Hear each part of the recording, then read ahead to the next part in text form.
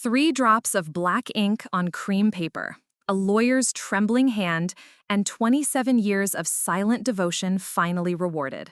That's how I discovered my husband's family had been lying to my face since the day I married into their golden circle of cruelty. Before we jump back in, tell us where you're tuning in from. And if this story touches you, make sure you're subscribed, because tomorrow I've saved something extra special for you. The mahogany conference room smelled like expensive leather and old money, the kind that makes your chest tight when you don't belong. I sat in the corner chair they'd grudgingly pulled out for me, watching my husband Marcus fidget with his Rolex while his sister Victoria examined her manicured nails like they held the secrets of the universe. His mother Eleanor perched on the edge of her seat, vulture-like, waiting for her feast. None of them looked at me. They never did. Attorney Mr. Pemberton cleared his throat, his silver mustache twitching as he adjusted his wire-rimmed glasses. The will in his hands might as well have been dynamite for how carefully he held it. "Before we begin," he said, voice steady but eyes darting nervously to Eleanor, "I want to remind everyone that Harold's wishes were very specific and legally binding." Eleanor's perfectly painted lips curved into what she probably thought was a gracious smile. "Of course, darling. Daddy always knew exactly what he wanted." She glanced meaningfully at Marcus, then Victoria, completely bypassing me like I was furniture. "I'm sure he's taken care of the family appropriately." The word family hit me like a slap. 27 years of Christmas dinners where I cooked while they complained. 27 years of birthday parties where my gifts were forgotten in corners. 27 years of being the wife who didn't quite measure up to their standards, the daughter-in-law who would never be blood. Mr. Pemberton's voice cut through my memories like a blade through silk. Harold Vincent Morrison's last will and testament. His eyes found mine across the polished table, and something in his expression made my stomach flutter with an emotion I couldn't name. "To my beloved wife Eleanor, who gave me 38 years of marriage, I leave the house in Martha's Vineyard and all contents therein, along with my stock portfolio valued at approximately $400,000. Eleanor's smile widened, satisfied. She reached over and squeezed Marcus's hand like they'd already won the lottery. "To my son Marcus, who followed in my footsteps in business, I leave my shares in Morrison Holdings, the downtown office building, and my classic car collection, valued together at approximately $600,000. Marcus straightened, that familiar smug expression settling over his features. The same look he'd worn when he'd told me his family's money meant I'd never have to worry about working, as long as I played my role properly. "To my daughter Victoria, my precious girl, I leave my art collection, the house in Aspen, and my jewelry business, valued at approximately $500,000. Victoria actually clapped, a sharp sound in the quiet room. Daddy always knew I had the best eye for beautiful things. The numbers swirled in my head. $1.5 million distributed among the 3 of them. Exactly what I'd expected. Harold had been generous, fair, predictable. I wondered why they'd even bothered having me here for this formality. Maybe just to watch me realize, one final time, exactly where I stood in their hierarchy. Mr. Pemberton's voice continued, but softer now, gentler. "To my daughter-in-law, Sophia, who has shown me more kindness and genuine care than I ever deserved." My heart stopped. Daughter-in-law. He'd called me daughter-in-law. In 27 years, I could count on one hand the number of times Harold had acknowledged my existence in front of his family. "I leave the remainder of my estate." The silence that followed was so complete, I could hear the air conditioning humming in the walls. Eleanor's face had gone perfectly blank, like a porcelain mask. Marcus was staring at the lawyer with his mouth slightly open. Victoria had stopped examining her nails. "I'm sorry," Eleanor said finally, her voice tight as piano wire. "The remainder?" Mr. Pemberton nodded, his eyes never leaving the document. "Yes, which includes his private investment accounts, his real estate holdings in California and Florida, his business partnerships, and his personal savings, valued at approximately $1.5 million. The room exploded. "That's impossible," Victoria shrieked, lunging halfway across the table. "He wouldn't leave her more than us. She's not even family." Marcus was on his feet, face turning an alarming shade of purple. "There's been a mistake. Check the dates. Check the signatures. My father would never." Sit down, both of you. Eleanor's voice cracked like a whip, but her hands were shaking as she gripped the edge of the table. Her eyes, usually so cold and calculating, were wild with panic. Mr. Pemberton, surely there's some error. Harold was very clear about his intentions regarding family inheritance. I couldn't breathe. $1.5 million, more money than I'd ever seen, ever dreamed of, ever thought I'd be worth to anyone. But it wasn't the money that made my chest tight and my hands tremble. It was the word that came next. Mr. Pemberton looked directly at me, and his voice was warm when he spoke. The will specifically states, "To Sophia Chen Morrison, who I hereby acknowledge as my only true daughter, the child of my heart, if not my blood, who cared for me when others merely visited, who listened when others merely waited to speak, who loved me without condition or expectation of reward." The lawyer paused, letting those words settle like stones thrown into still water. When he continued, his voice grew stronger, more deliberate. "She cooked my favorite meals when I was sick, held my hand through 3 surgeries, and never once made me feel like a burden. She remembered my stories, laughed at my terrible jokes, and treated me with dignity when my own children saw only obligation. In her, I found the daughter I always wished I'd raised." Tears were streaming down my face now, hot and unstoppable. Harold's voice seemed to echo in the lawyer's words, and I could see him so clearly in my memory. All those Tuesday afternoons when I'd visit with homemade soup.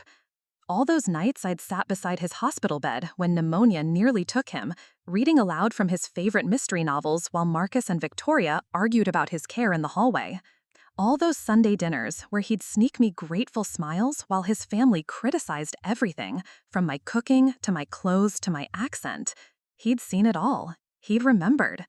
"She gave me a family when my blood relatives gave me duty," Mr. Pemberton continued reading. "She gave me love when they gave me tolerance. She gave me respect when they gave me impatience. For 27 years, Sophia has been my daughter in every way that matters, and I want her to know that her devotion did not go unnoticed or unappreciated." Eleanor was gripping her purse so tightly her knuckles had gone white. Harold was ill. He wasn't thinking clearly. This document can't possibly be valid. "The will was updated 6 months ago, Mrs. Morrison. Harold was of completely sound mind, as verified by 2 separate medical examinations. He came to my office himself, no coercion, no undue influence. He was very specific about his reasons and very clear about his wishes." Marcus slammed his hand on the table, making everyone jump. "She manipulated him, don't you see? She wormed her way in, played the devoted daughter-in-law, made him think we didn't care." "You didn't care," I said quietly. The words fell into the room like dropped glass. Everyone turned to stare at me, and I realized it was the first time I'd spoken since entering the conference room. The first time I'd spoken up to them in years, maybe ever. Marcus's face twisted with rage. "How dare you?" "You didn't care," I repeated, louder this time, finding strength in the truth of it. "When he had his heart attack, where were you? In the Bahamas. Victoria was at some charity gala she couldn't miss. Eleanor was at her book club. I was the one who found him on the kitchen floor. I was the one who rode in the ambulance, who held his hand while they worked on him. We came as soon as we heard," Eleanor said stiffly. 3 days later. My voice was growing stronger, steadier. 27 years of silence breaking open like a dam. Preparing and narrating this story took us a lot of time, so if you are enjoying it, subscribe to our channel. It means a lot to us. Now back to the story. 3 days while he lay in intensive care asking for his family. 3 days while I sat beside him, promising he wasn't alone. Victoria's face was flushed, her composure cracking. "We had obligations. You had excuses." I turned to Marcus, my husband of 27 years, and saw him clearly for maybe the first time. When he broke his hip last year, who helped him with physical therapy 3 times a week? When he needed groceries, who drove across town every Wednesday? When he was lonely and confused and scared, who listened? "You were retired," Marcus said desperately. "You had time." "I had love," I said simply. "There's a difference." Mr. Pemberton cleared his throat gently. "There's more." Everyone turned back to him, but I could feel the shift in the room. Something had changed in me, some fundamental alteration that made my spine straighter, my voice clearer. I know this inheritance will cause upheaval in my family, the lawyer continued reading Harold's words. I know they will question Sophia's worthiness, her motives, her place among us. But I want it clearly understood that she earned every dollar through years of genuine care and unconditional love. She asked for nothing and gave everything. She is my daughter, my heir, and my choice. The silence stretched taut as a wire about to snap. Eleanor was the first to break it, her voice shaking with barely controlled fury. Harold was a sentimental old fool. He let her trick him into thinking. Into thinking what? I interrupted, and the sharpness in my own voice surprised me. Into thinking I cared about him? Into thinking I loved him? Into thinking you belonged here, Victoria snarled, her perfect composure finally shattered. You never belonged here, Sophia. You never fit. You never understood our world, our standards, our expectations. You're right, I said calmly. I never understood how a family could treat love like a commodity to be rationed. I never understood how children could see their father as a burden instead of a blessing. I never understood how people could be so cruel to someone who only wanted to belong. Marcus was shaking his head frantically. Dad was confused. He was sick. He didn't understand what he was doing. Mr. Pemberton's voice cut through the chaos like a blade. There's a video message. Every argument died mid-sentence. Harold recorded a personal message to accompany the will. Would you like me to play it? I nodded before anyone else could object. I needed to hear his voice. I needed to know this was real. The lawyer's laptop screen flickered to life, and suddenly Harold was there, sitting in his favorite armchair in the study, looking directly into the camera. He was thinner than I remembered, frailer, but his eyes were bright and alert. Behind him, I could see the bookshelf I'd helped him organize, the family photos where I appeared in exactly 3 pictures out of dozens. Hello, my dear family. Harold's recorded voice filled the room, warm and gentle. If you're watching this, then I'm gone, and you've just heard the reading of my will. I imagine there are some surprised faces around that conference table right now. His slight smile made my heart ache. Marcus, Victoria, Eleanor, I love you. You are my blood, my legacy, my children and wife. But love and gratitude are not the same thing, and inheritance is not just about blood. It's about recognition. It's about saying thank you to the person who made your final years not just bearable, but beautiful. Harold's eyes seemed to look directly at me through the screen. Sophia, my dear daughter, and you are my daughter, make no mistake about that. You gave me something I didn't even realize I was missing. You gave me the feeling of being important to someone, not because of what I could provide, but because of who I was. You laughed at my stories, even when you'd heard them a dozen times. You brought me flowers from your garden because you knew they made me smile. You held my hand through the scary parts and celebrated with me through the good ones. Tears were streaming down my face, but I couldn't look away. You were never blood, Harold continued, his voice growing stronger. But you were always family, real family. The kind that chooses to love instead of being obligated to love. The kind that shows up without being asked. The kind that sees a person's worth instead of their utility. He paused, and when he spoke again, his voice was addressed to the others. Marcus, son, you're a good businessman, but you treated our relationship like a business transaction. Visits scheduled around your convenience, attention given when you needed something from me. Victoria, my precious girl, you're brilliant and beautiful, but you saw me as a prop in your social media posts, not as a person with feelings and fears and hopes. The words hit like physical blows.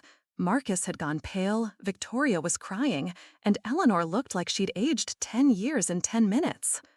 Eleanor, my love, we had good years together, truly we did. But in my old age, when I needed patience and kindness most, you gave me efficiency and duty. You managed my care like you managed our household, competently, but without warmth.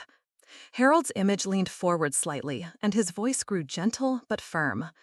I don't want any of you to think this decision was made in anger or spite. It wasn't. It was made with deep thought and deeper gratitude. Sophia showed me what it means to be loved unconditionally. She showed me what it means to matter to someone. For 27 years, she was my daughter in every way except biology. And now, finally, I can make that official. The recording paused as Harold took a sip of water, and in that silence, I could hear Victoria's quiet sobs. The money is just money, Harold continued. What matters is the recognition. What matters is that Sophia finally understands how much she was valued, how much she was loved, how much she meant to someone who watched her give and give and give without ever expecting anything in return. His eyes found the camera again, found me. Sophia, my dear daughter, and you are my daughter, make no mistake about that. You gave me something I didn't even realize I was missing. You gave me the feeling of being important to someone, not because of what I could provide, but because of who I was. You laughed at my stories, even when you'd heard them a dozen times. You brought me flowers from your garden because you knew they made me smile. You held my hand through the scary parts and celebrated with me through the good ones. Tears were streaming down my face, but I couldn't look away. You were never blood, Harold continued, but you were always family, real family. The kind that chooses to love instead of being obligated to love. The kind that shows up without being asked. The kind that sees a person's worth instead as dead utility. He paused, and when he spoke again, his voice was addressed to the others. Marcus, son, you're a good businessman, but you treated our relationship like a business transaction. Visits scheduled around your convenience, attention given when you needed something from me. Victoria, my precious girl, you're brilliant and beautiful, but you saw me as a prop in your social media posts, not as a person with feelings and fears and hopes. The words hit like physical blows. Marcus had gone pale, Victoria was crying, and Eleanor looked like she'd aged 10 years in 10 minutes. Eleanor, my love, we had good years together, truly we did. But in my old age, when I needed patience and kindness most, you gave me efficiency and duty. You managed my care like you managed our household, competently, but without warmth.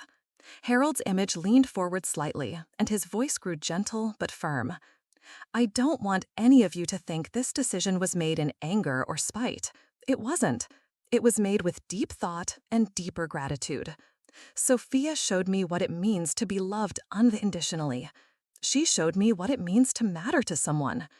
For 27 years, she was my daughter in every way except biology. And now, finally, I can make that official. The recording paused as Harold took a sip of water, and in that silence, I could hear Victoria's quiet sobs. The money is just money, Harold continued. What matters is the recognition. What matters is that Sophia finally understands how much she was valued, how much she was loved, how much she meant to someone who watched her give and give and give without ever expecting anything in return. His eyes found the camera again, found me. Sophia, I want you to use this inheritance to build the life you've always deserved but never dared to dream of. Travel, create, explore, find joy. You spent 27 years taking care of everyone else. Now it's time to take care of yourself.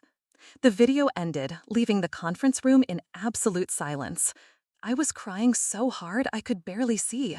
But for the first time in decades, they weren't tears of hurt or loneliness or frustration.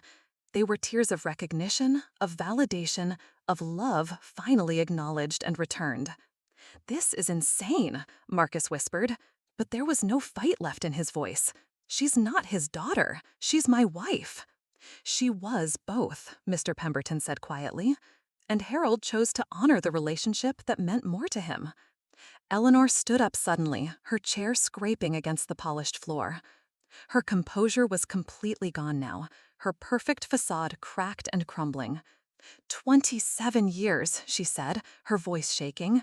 27 years I supported her, included her, tried to make her part of this family. You tolerated me, I said, standing to face her. There's a difference. I invited you to every family gathering. Not acceptance, but recognition. Recognition of a truth she'd been avoiding for decades. You were always there, she whispered. Yes. Even when we weren't? Yes. Even when we were horrible to you? Especially then. Victoria looked up from her hands, her makeup streaked and ruined. Why? She asked, and for the first time since I'd known her, she sounded young and lost instead of sharp and entitled. Why did you stay? Why did you keep coming around when we made it so clear you didn't belong? I thought about her question seriously, trying to find the words to explain something I'd never fully understood myself. Because belonging isn't just about being welcomed, I said finally. Sometimes it's about deciding you belong and acting on that decision regardless of how others treat you. Your father was kind to me from the very beginning. He saw me as a person, not just an extension of Marcus. He made me feel like I had value beyond what I could do for others. But we're his children, Marcus said desperately. His blood. And I was his choice, I replied. Every Tuesday for 27 years, he chose to spend time with me. Every conversation, every shared meal, every moment of laughter, those were choices. You were born into his life. I was invited in. The weight of Harold's decision was settling over all of us like dust after an explosion. The family hierarchy that had defined our relationships for nearly 3 decades had just been completely upended. The daughter-in-law, who had always been on the outside, always been less than, always been other, had just been declared the most valued member of the family. Mr. Pemberton began gathering his papers, clearly uncomfortable with the raw emotion filling the room. The inheritance is effective immediately. Sophia, you'll need to meet with my office to handle the transfer of assets and accounts. There are some tax implications we'll need to discuss, and several properties that will need attention. $1.5 million.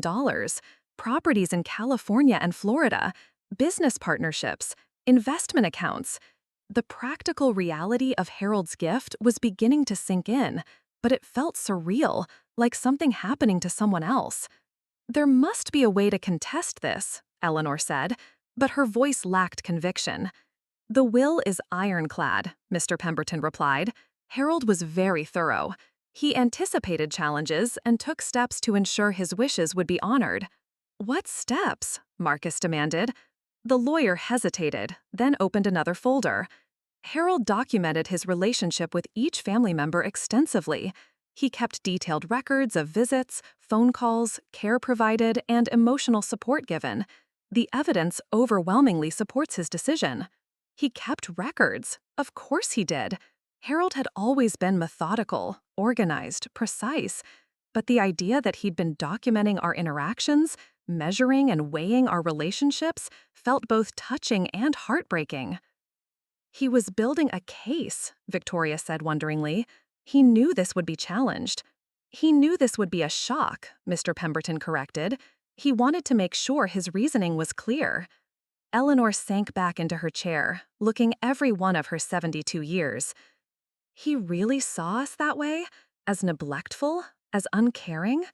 He saw you as busy, I said gently, surprised to find myself defending them. As people with your own lives and priorities.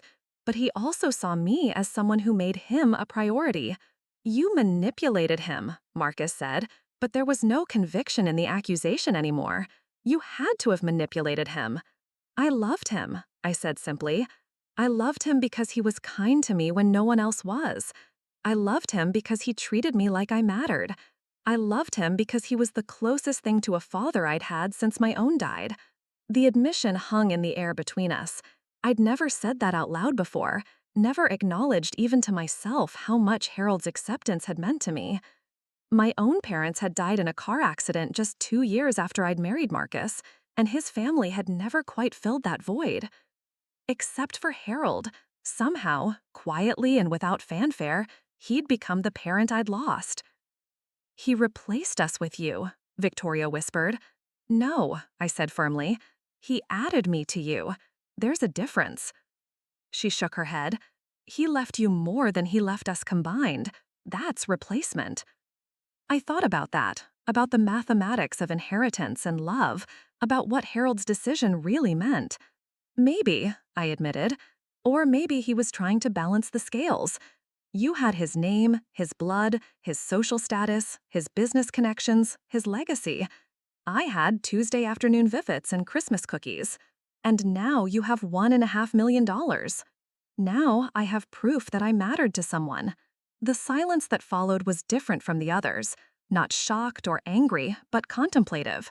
We were all processing the same truth from different angles, trying to understand how 27 years of family dynamics had led to this moment. Mr. Pemberton cleared his throat again. I'll leave my card with contact information for all the necessary appointments. Sophia, you'll need to meet with a financial advisor about managing these assets. The rest of you will need to coordinate with my office about the transfers of your inherited items. He paused at the door, looking back at us with something that might have been pity. For what it's worth, he said quietly, Harold spoke about all of you with love. This wasn't about punishment. It was about gratitude. Then he was gone, leaving the four of us alone with the wreckage of everything we'd thought we knew about ourselves and each other.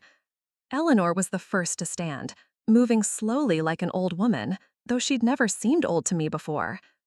I need to go home, she said to no one in particular. I need to think. She walked toward the door, then stopped and turned back to me. Sophia, she said, and my name sounded strange in her mouth, like she was tasting it for the first time. Did you really love him? Yes. More than you love us? The question caught me off guard, its honesty cutting through layers of pretense and politeness that had defined our relationship for decades. I loved him differently than I love you, I said carefully. He never hurt me. Eleanor's face crumpled slightly, and she nodded, as if my answer confirmed something she'd already known. Then she left without another word. Victoria gathered her purse and stood, her movements sharp and angry. This isn't over, she said, but it sounded more like hope than threat. Family is family, Sophia. Money doesn't change blood. No, I agreed, but it changes options. She stared at me for a long moment, and I saw her really look at me, maybe for the first time, not as Marcus's wife or Harold's pet project, but as a person in my own right, a person with power now, a person with choices. You're different, she said finally. I'm the same person I've always been. You're just seeing me clearly for the first time. She left without responding, her heels clicking angrily against the marble floor. That left Marcus and me alone in the conference room, where our marriage had just been fundamentally altered. He was staring at the table, his hands clasped so tightly his knuckles were white. 27 years, he said finally. 27 years, I agreed. I thought you were happy. I was grateful. He looked up at me then, and I saw confusion and hurt and something that might have been fear. There's a difference? Yes. He was quiet for a long time, processing that revelation. You never said anything. You never complained, never asked for more, never seemed unhappy. I didn't think I was allowed to be unhappy. Allowed? He sounded genuinely puzzled. I was the outsider who married in, Marcus. I was the girl who didn't fit your family's expectations, who didn't have the right background or education or social connections. I felt like I had to earn my place every single day, and complaining or demanding more seemed like a good way to lose it. That's not, he started to object, then stopped. Is that really how you felt? Every day for 27 years. And my father made you feel different? Your father made me feel like I belonged somewhere. Marcus sat back in his chair, looking stunned. I never knew. Because I never told you. Because I didn't think you'd understand or care. I would have cared. Would you? He opened his mouth to answer, then closed it. The question hung between us, challenging him to be honest in a way we'd never been honest with each other before. I don't know, he admitted finally. I thought I was giving you everything you needed. A home, security, status. I thought you were happy with our life. I was content with our life. There's a difference. What would have made you happy? I thought about his questions seriously, trying to articulate feelings I'd buried for decades. Being seen, being valued for who I am instead of what I do, being treated like my thoughts and feelings mattered, being included instead of tolerated. But you were included. You came to every family event, every holiday, I was invited because I was your wife. I was tolerated because excluding me would have been awkward. But I was never truly welcomed, never truly accepted, never truly treated like family. Except by my father. Except by your father. We sat in silence, both of us trying to reconcile this new understanding with 27 years of shared history. The weight of Harold's inheritance sat between us like a third person in the room, changing everything and nothing all at once. "What happens now?" Marcus asked finally. It was a good question. I had money now, more than I'd ever dreamed of. I had independence, options, freedom. I had Harold's posthumous declaration that I was valued, that I mattered, that I was chosen. But I also had a husband looking at me like he was seeing me for the first time, a family that had just been turned upside down, and 27 years of relationships that would never be the same. "I don't know," I said honestly. "I need time to think. About us?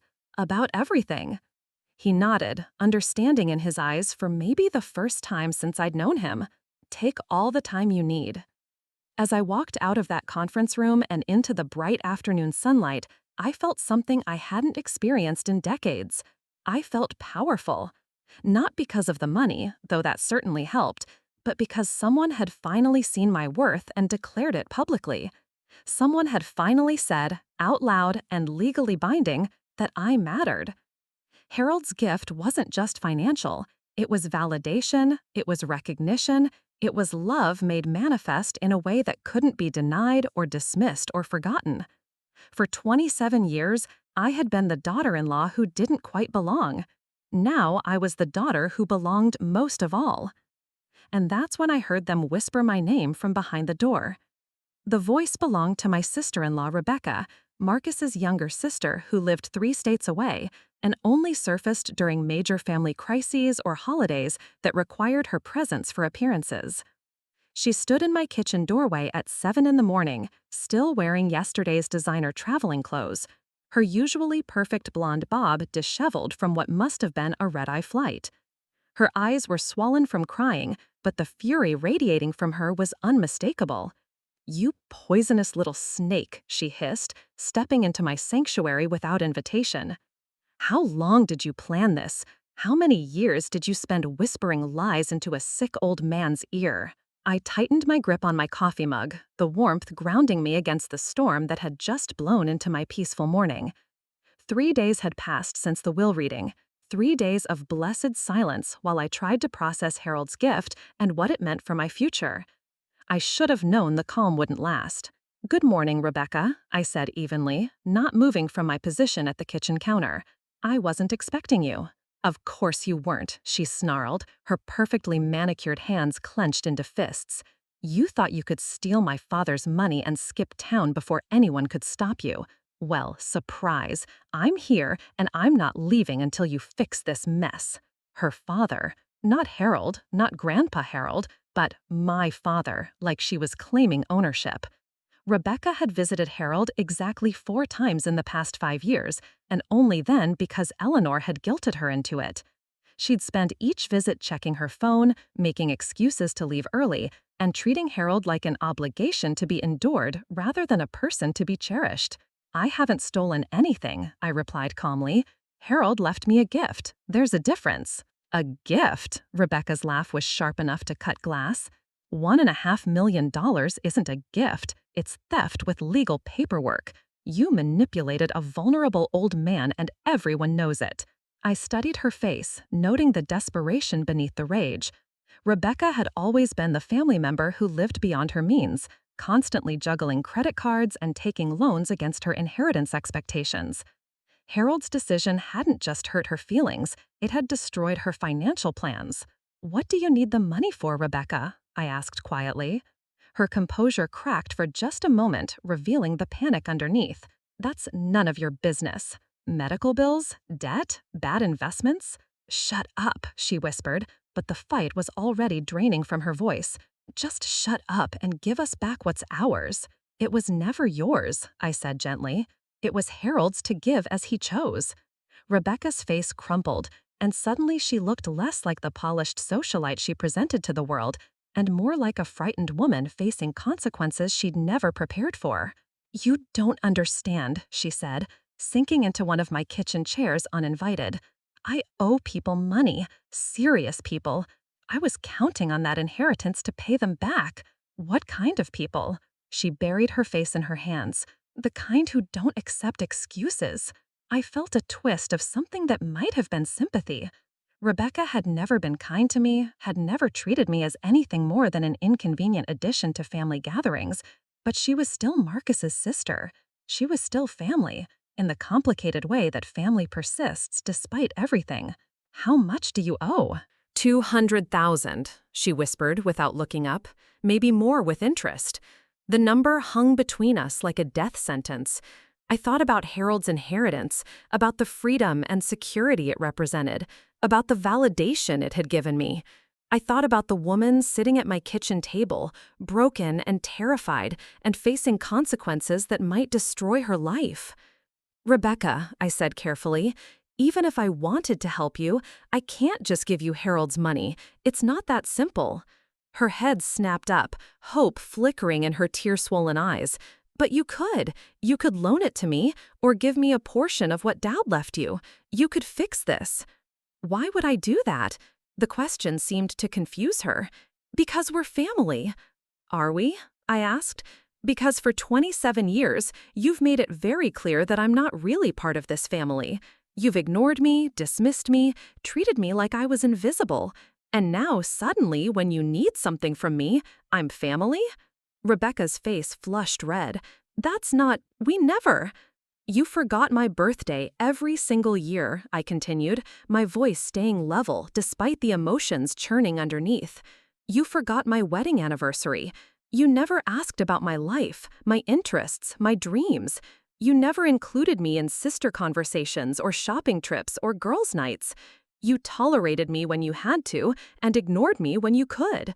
That's not the same thing, she protested weakly. Isn't it? You treated me like I didn't matter for decades, and now you want me to save you because suddenly I'm convenient.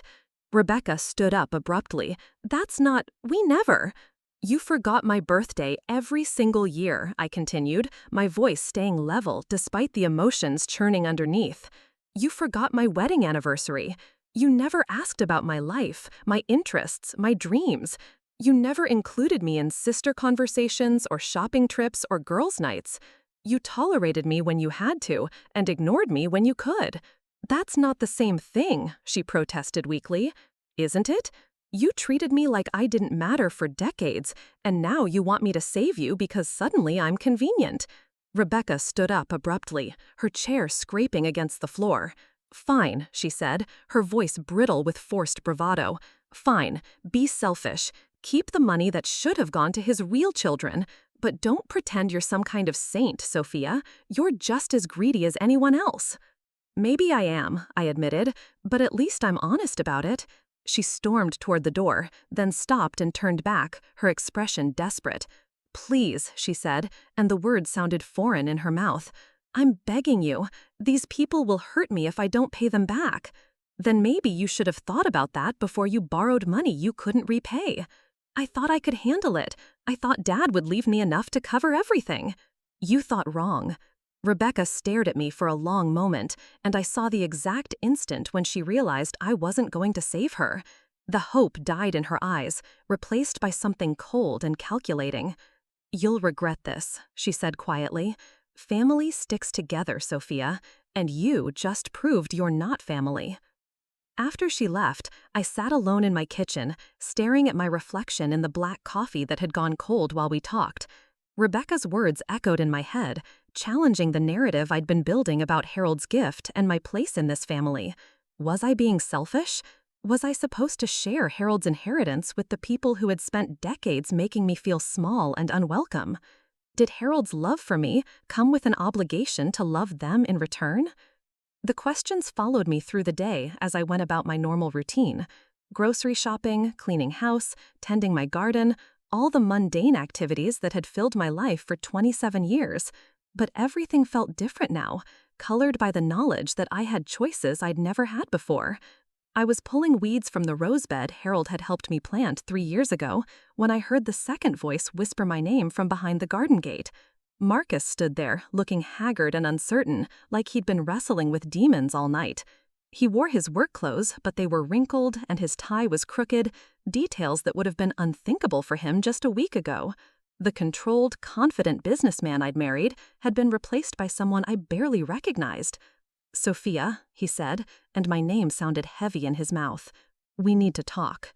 I sat back on my heels, dirt-stained gardening gloves still on my hands, and studied the man I'd shared a life with for nearly 3 decades. About what? About us. About the money. About what happens next. I pulled off my gloves and stood, brushing soil from my knees. "What do you want to happen next?" He ran a hand through his hair, a gesture of frustration I'd seen 1,000 times, but somehow never really noticed before. "I want things to go back to normal." "Normal?" I repeated. "You mean the way things were before Harold's will?" "Yes. When I was grateful for whatever scraps of attention your family threw my way?" "That's not—" He stopped, seeming to hear his own words. "That's not how I saw it." "How did you see it?" Marcus leaned against the garden gate, suddenly looking older than his 53 years.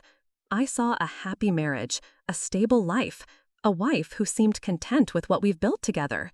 "And what had we built together, Marcus?" The question seemed to catch him off guard. "A life, a home, a partnership. A partnership where I did all the compromising and you did all the expecting." "That's not fair." "Isn't it?" I walked closer to him, close enough to see the uncertainty in his eyes. "Name one time in 27 years when you chose my needs over your family's comfort. One time when you stood up for me, when your mother criticized my cooking, or your sister ignored my attempts at conversation, or your brother made jokes about my accent." He opened his mouth, then closed it again, clearly searching his memory and coming up empty. "You can't," I said, and there was no anger in my voice anymore, just sad certainty. "Because it never happened. I was never your priority, Marcus. I was your accessory." "I love you," he said desperately. "I know you do, but you love your family's approval more." The truth of that statement settled between us like a stone thrown into still water, creating ripples that would change everything. "The money has changed you," he said finally. "No," I replied. "The money has revealed me. The person I was always capable of being if I'd believed I deserved better." "So what now? You take Harold's inheritance and leave? Abandon 27 years of marriage because you're suddenly rich?" I considered his question seriously. The money had given me options I'd never had before, including the option to walk away from a marriage that had never truly valued me. But it had also given me something else, the confidence to demand better.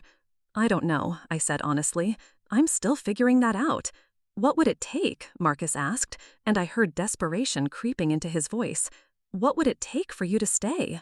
"Recognition," I said immediately. "Real recognition of who I am and what I've contributed to this family. Not gratitude for keeping house and staying quiet, but appreciation for my thoughts, my feelings, my dreams, my worth as a person." "You have that." "Do I?" "Because 3 days ago, you sat in that conference room looking just as shocked as everyone else that Harold valued me enough to leave me his estate. If you truly recognized my worth, his decision wouldn't have surprised you." Marcus flinched like I'd slapped him. "I didn't realize—" "Exactly. You didn't realize.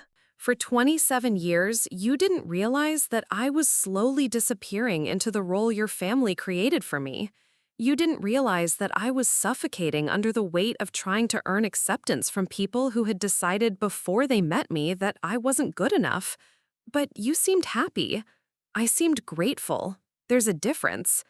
We stood there in my garden, surrounded by the flowers I'd planted and tended alone for years, and I felt the full weight of our history pressing down on us.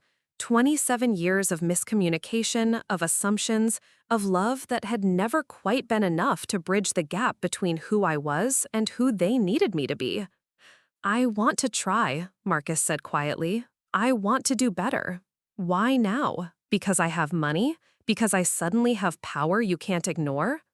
Because I'm losing you, he said simply, and I never realized how much that would terrify me until it became real. I felt something crack in my chest, some small place where hope had been hiding despite everything. It's not about the money, Marcus. It never was. It was about being seen, being valued, being treated like I mattered. You do matter.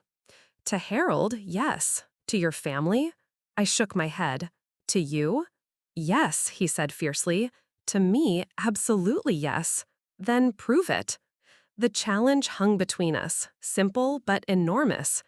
27 years of patterns wouldn't change overnight, but Harold's gift had given me something I'd never had before, the power to demand that they try.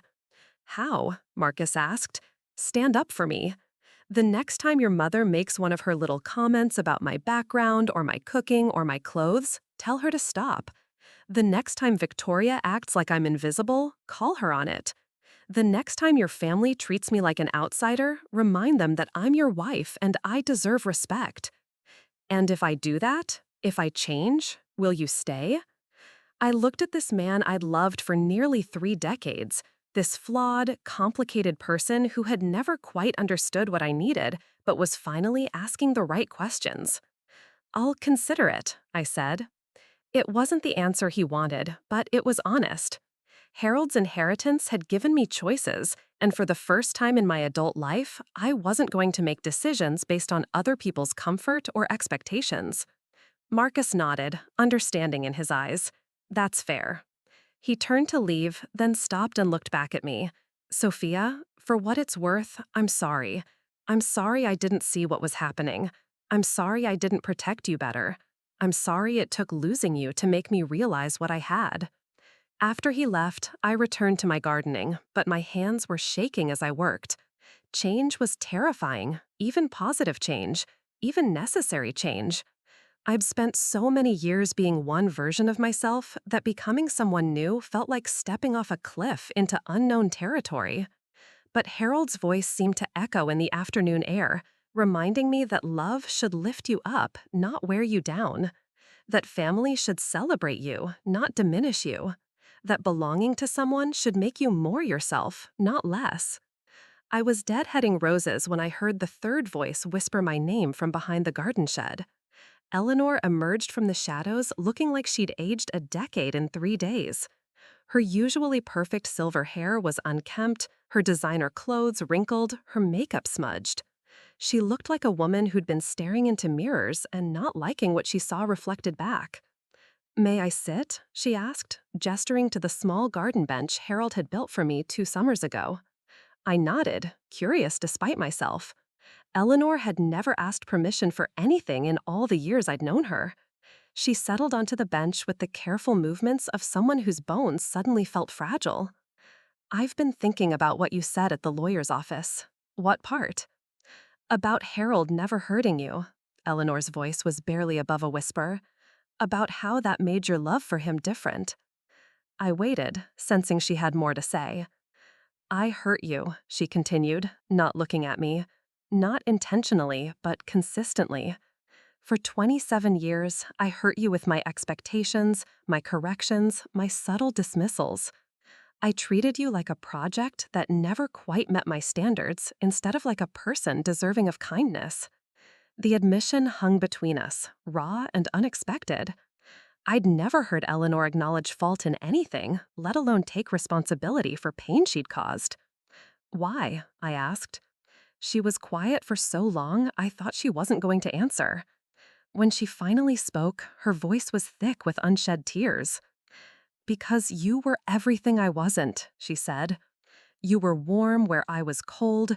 You were genuine where I was calculated. You were loving where I was dutiful.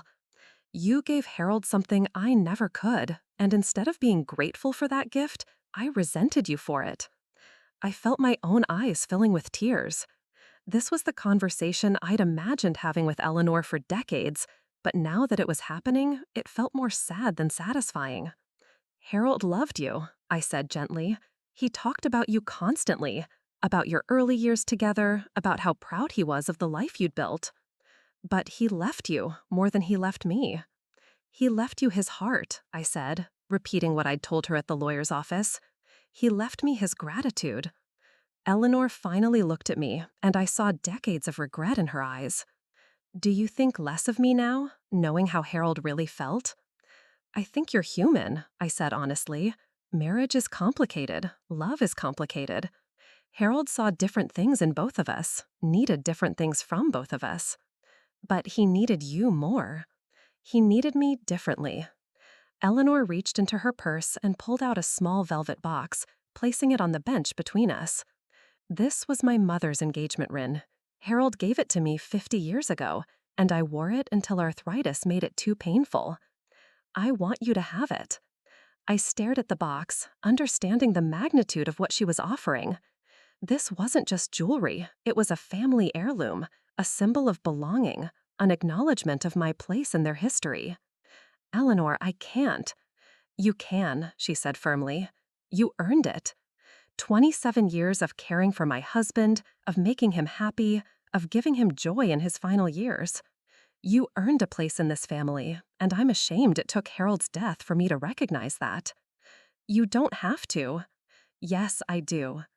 Eleanor's voice grew stronger, more determined. I do have to, because Harold was right. You were his daughter in every way that mattered, and that makes your daughter too, if you'll have me. The offer hung between us, precious and fragile like a soap bubble. For 27 years, I dreamed of being truly accepted by this family, of belonging without constantly proving my worth. Now Eleanor was offering exactly that, but it felt almost too late. I don't know how to be your daughter, I admitted.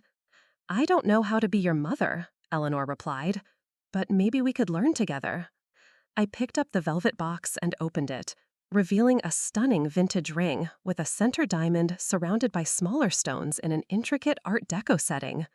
It was beautiful, elegant, timeless, everything Eleanor herself had always represented.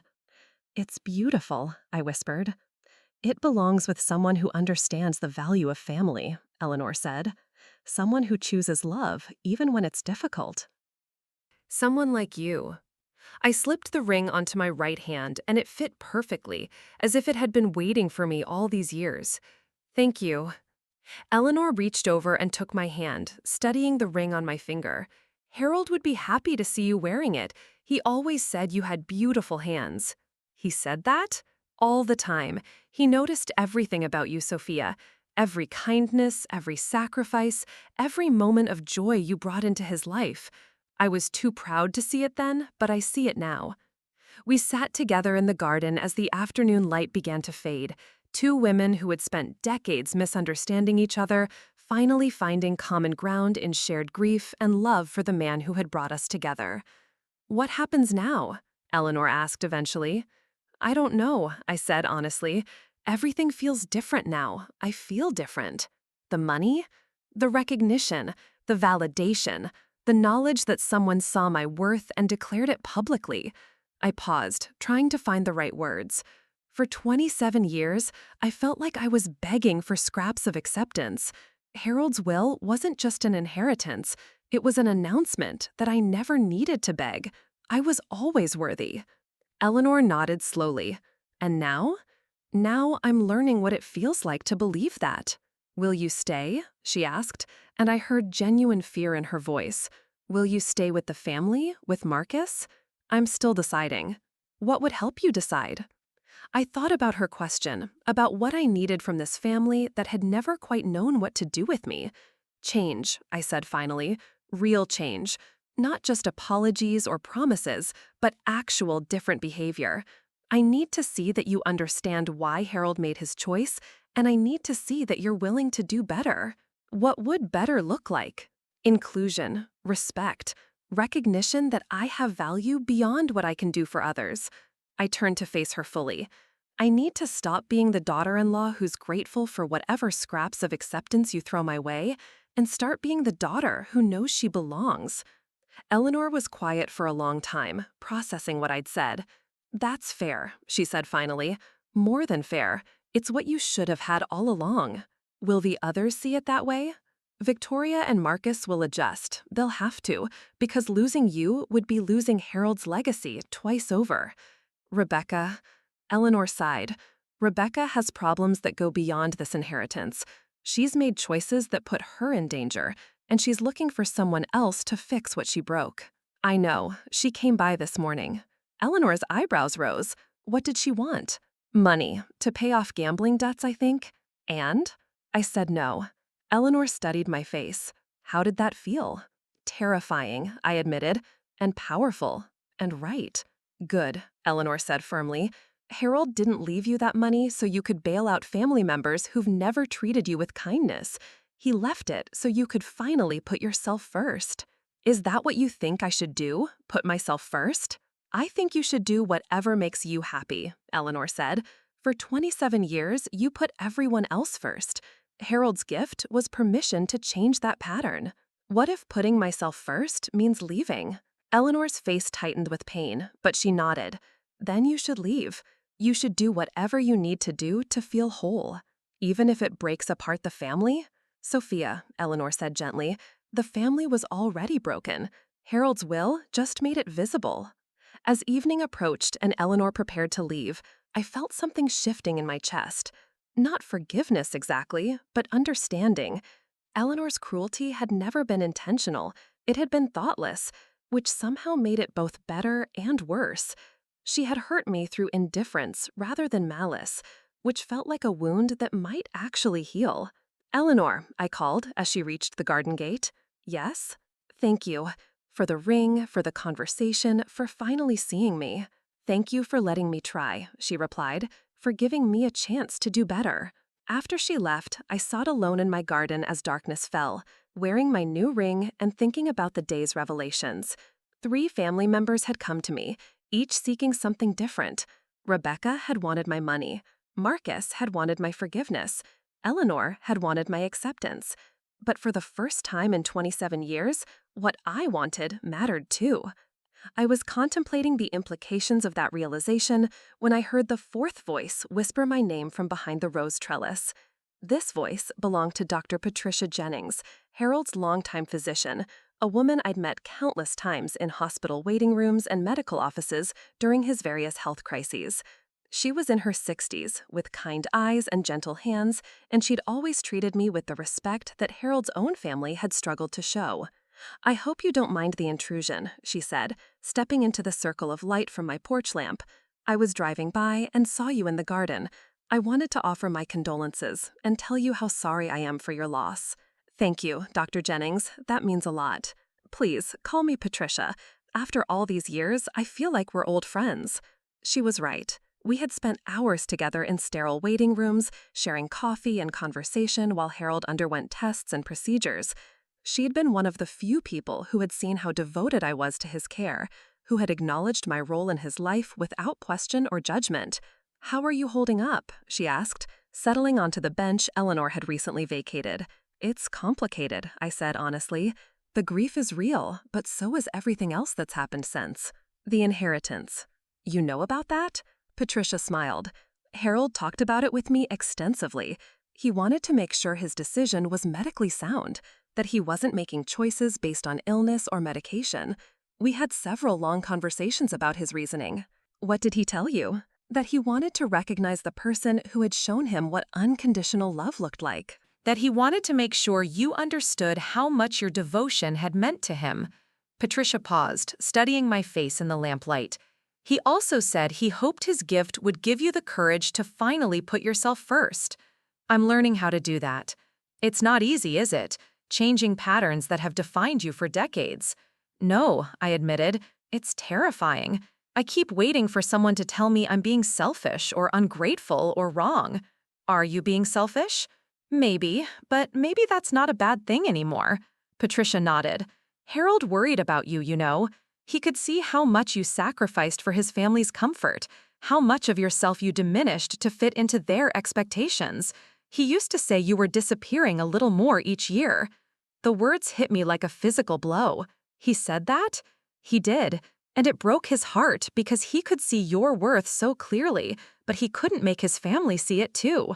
Why didn't he say something? Why didn't he tell them to treat me better?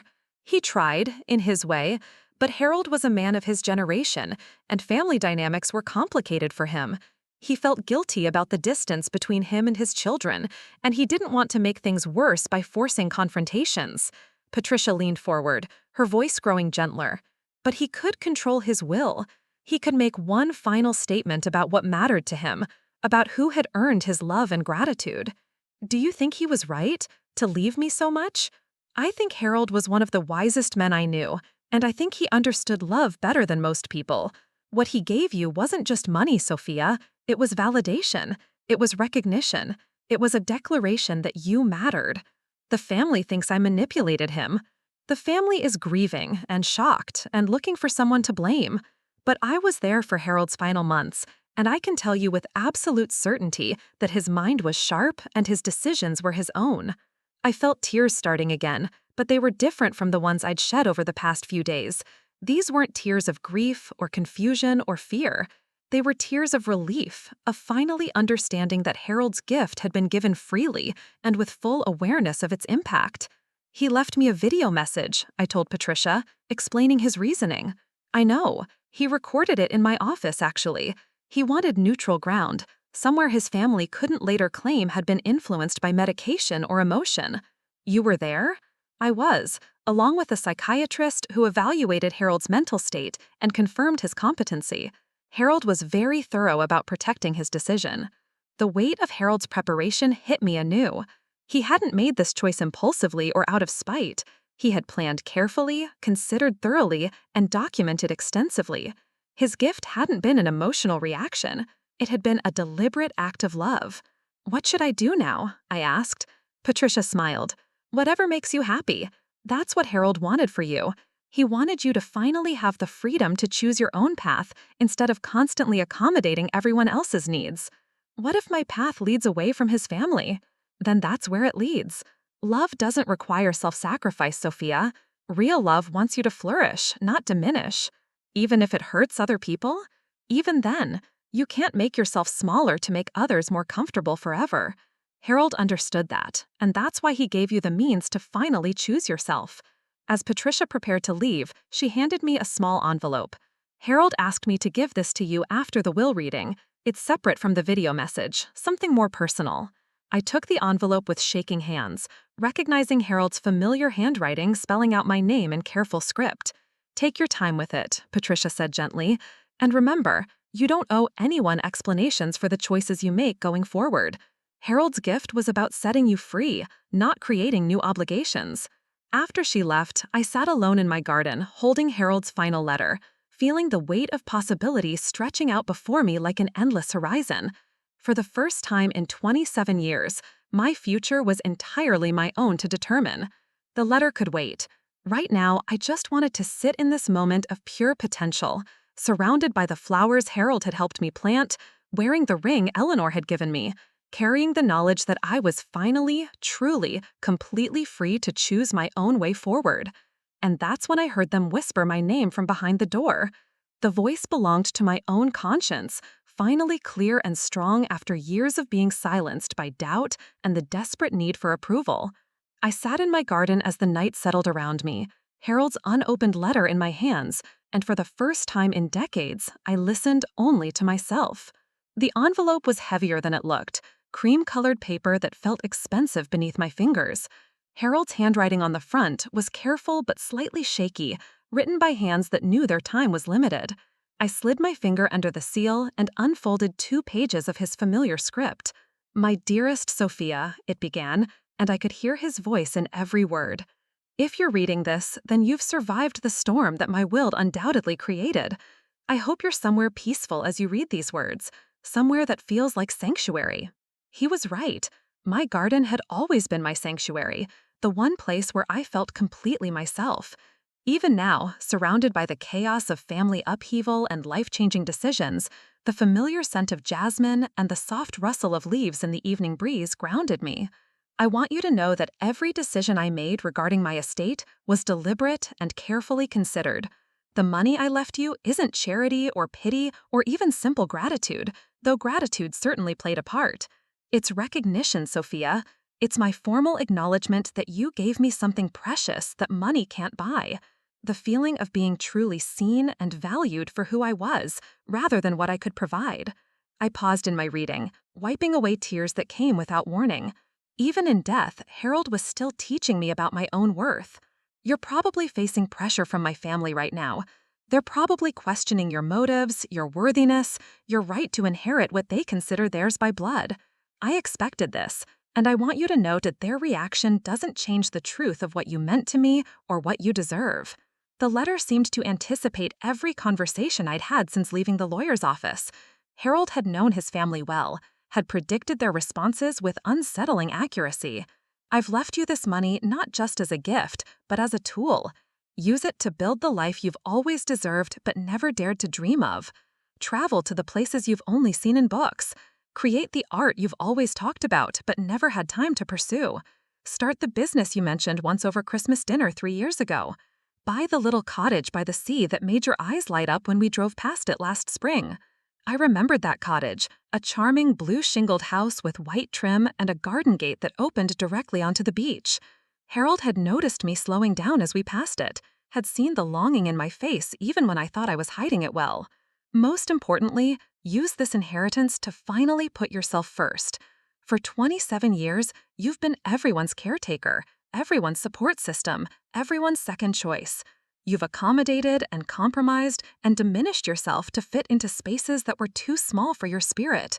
Now you have the means to expand those spaces or find new ones entirely.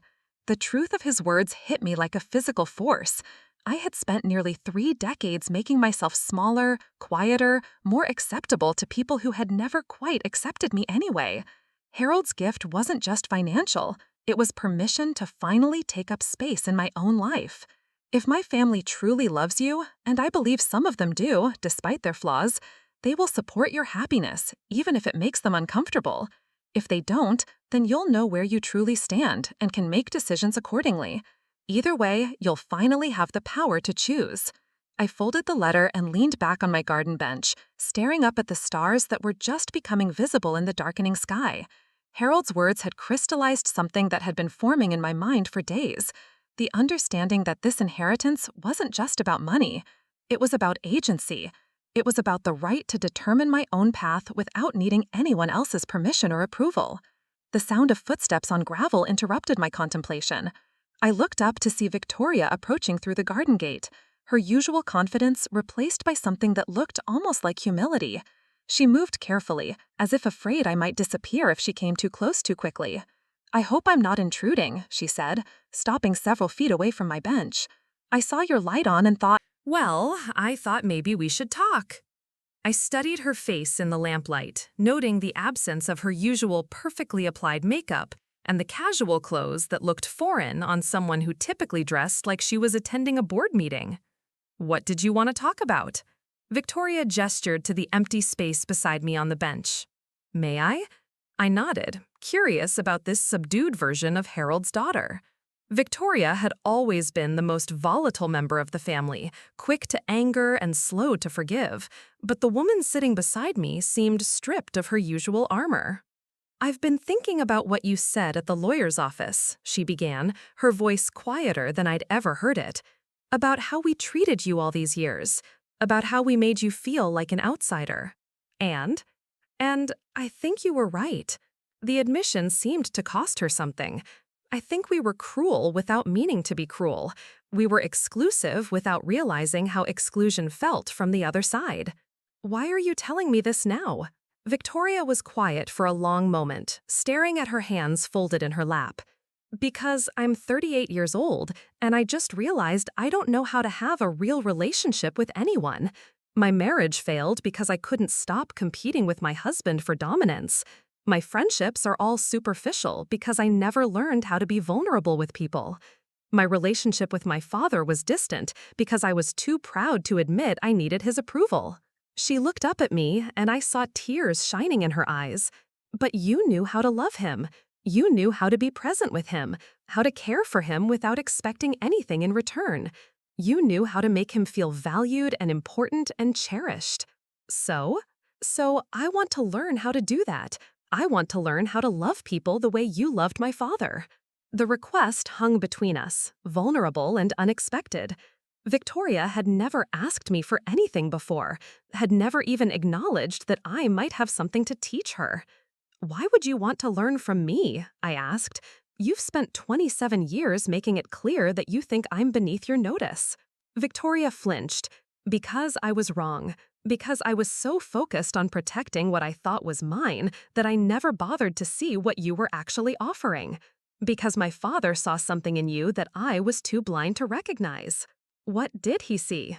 Goodness, Victoria said simply. Pure, uncomplicated goodness. The ability to love without keeping score, to give without expecting returns, to see the best in people even when they don't deserve it. I felt something soften in my chest, some hard place that had been protecting me from hope. That's not entirely true. I kept score plenty of times. I noticed every slight, every dismissal, every moment when I was made to feel less than. But you kept loving us anyway. I kept trying to earn your love. There's a difference. Victoria nodded slowly. There is a difference, and that's what I want to learn how to do. How to love without needing to earn it first. How to give without calculating what I'll get back. It's not easy. I'm beginning to understand that. Victoria turned to face me fully. Will you teach me? Will you show me how to be the kind of person my father thought I could be? The question surprised me with its sincerity.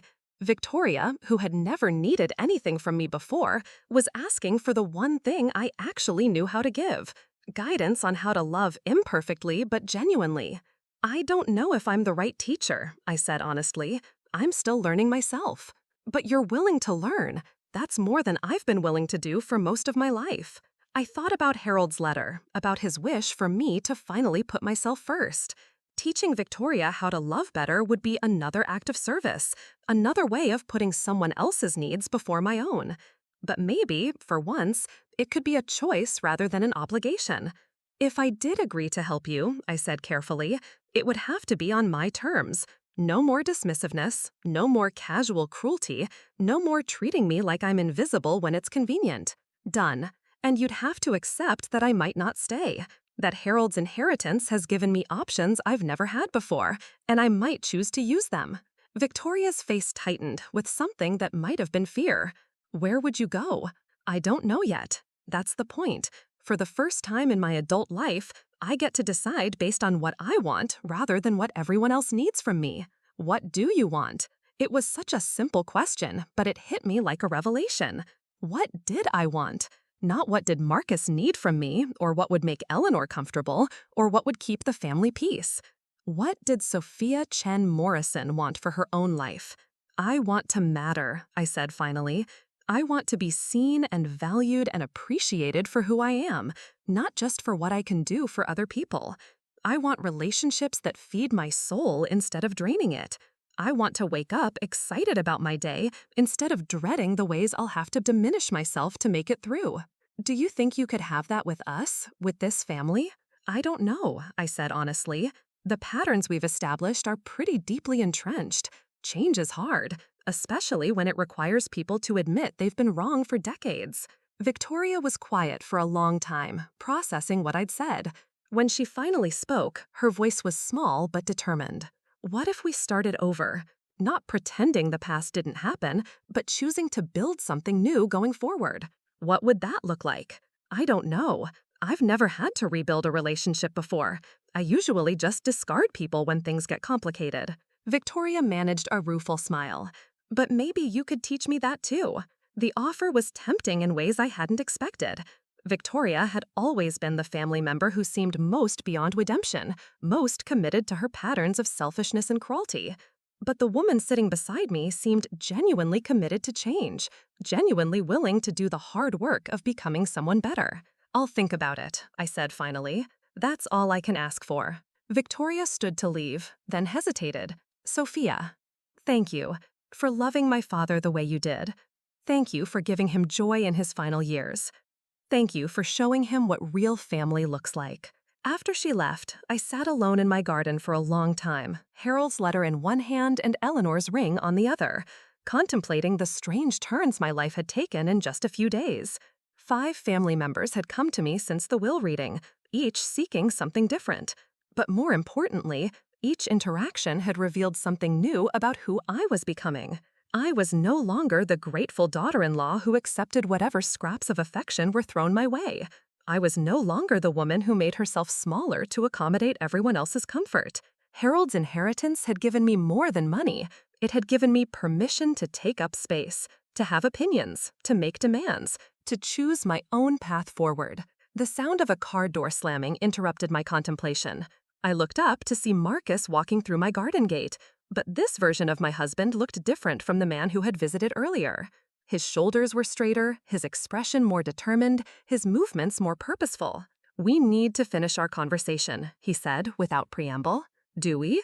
"Yes." He sat down beside me on the bench, close enough that I could smell his familiar cologne mixed with something new, uncertainty maybe, or the scent of a man who had been forced to examine himself honestly for the first time in decades. "I've been thinking about what you said earlier," he continued, "about recognition, about standing up for you, about putting your needs first for once.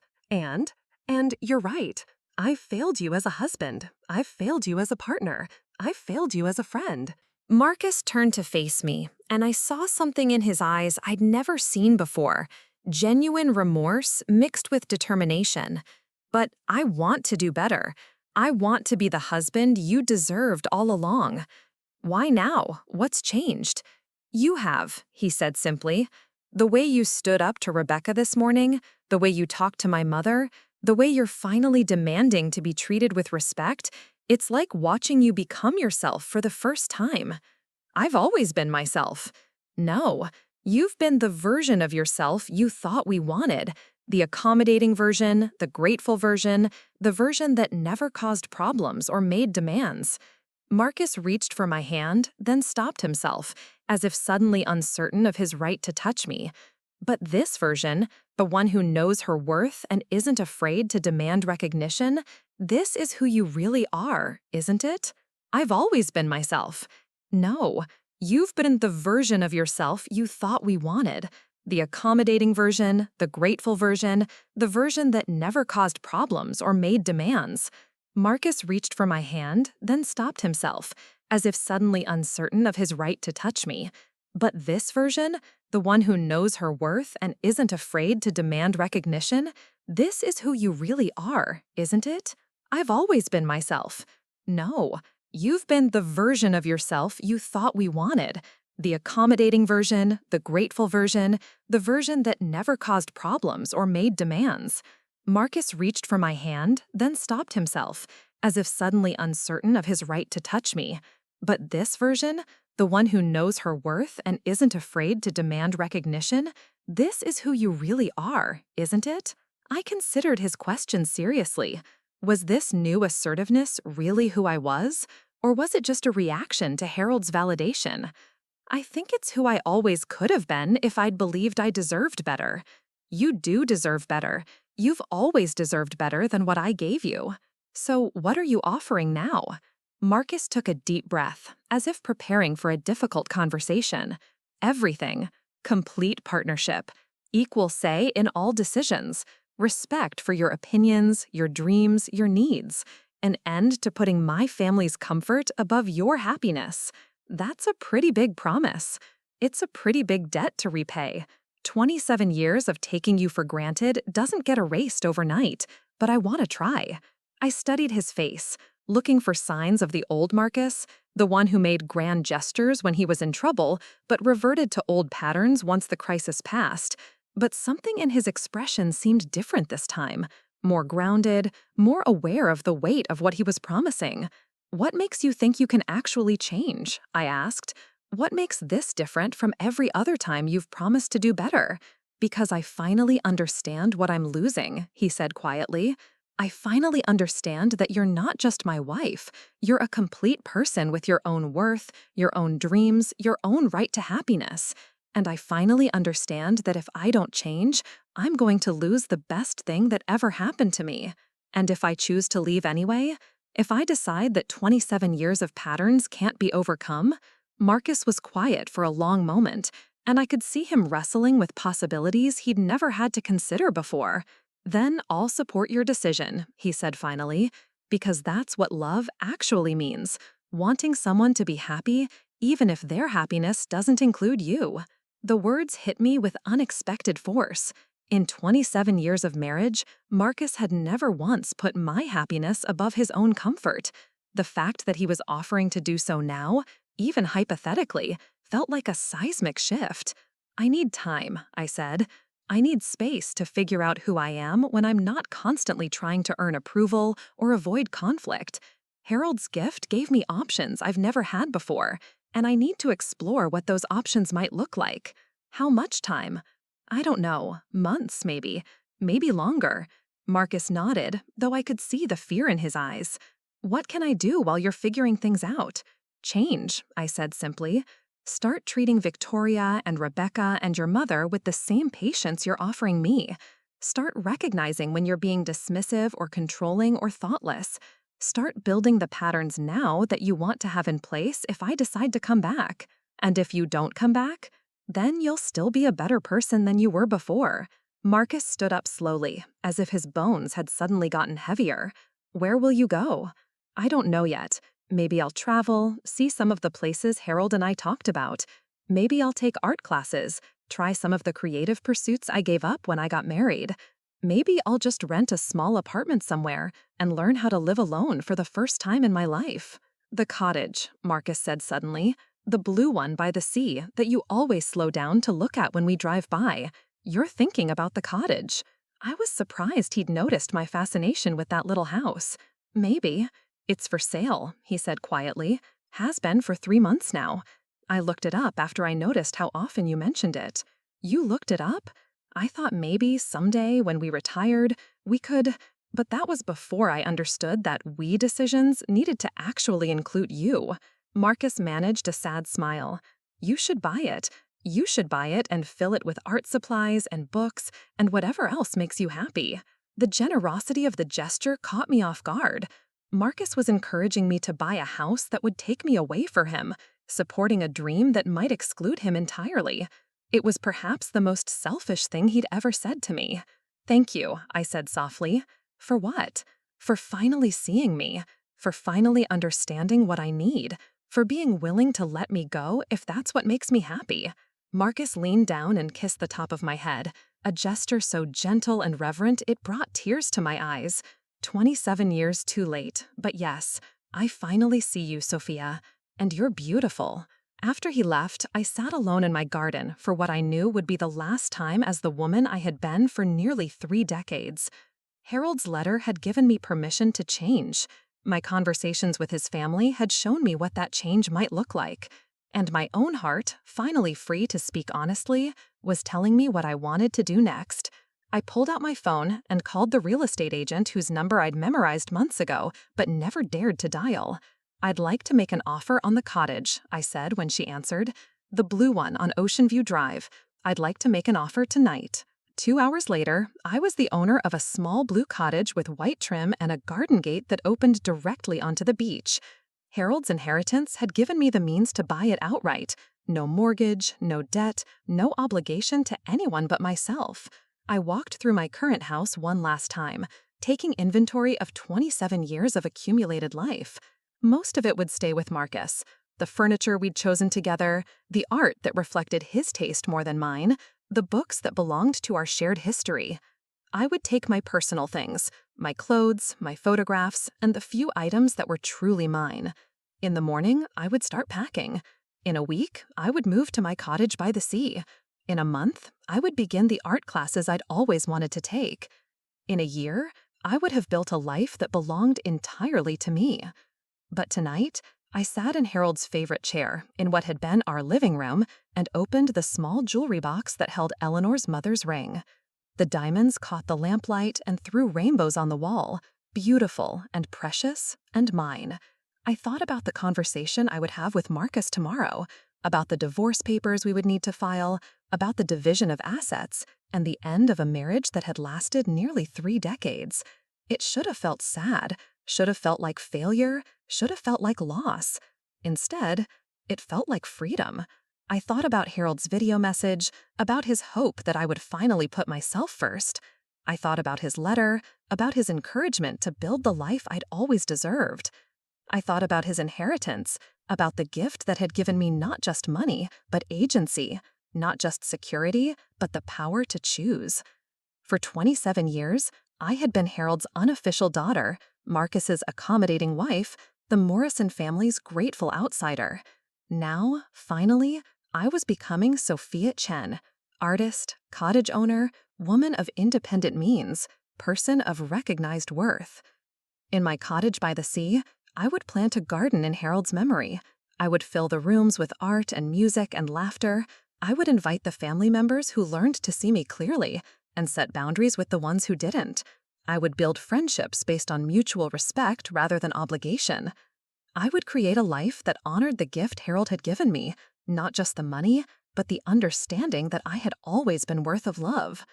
And someday, when Victoria called to ask for advice about love, or when Eleanor wanted to share a memory of Harold, or when Marcus had finally become the partner he'd promised to be, I would welcome them into my cottage and my life as honored guests, rather than long-suffering family.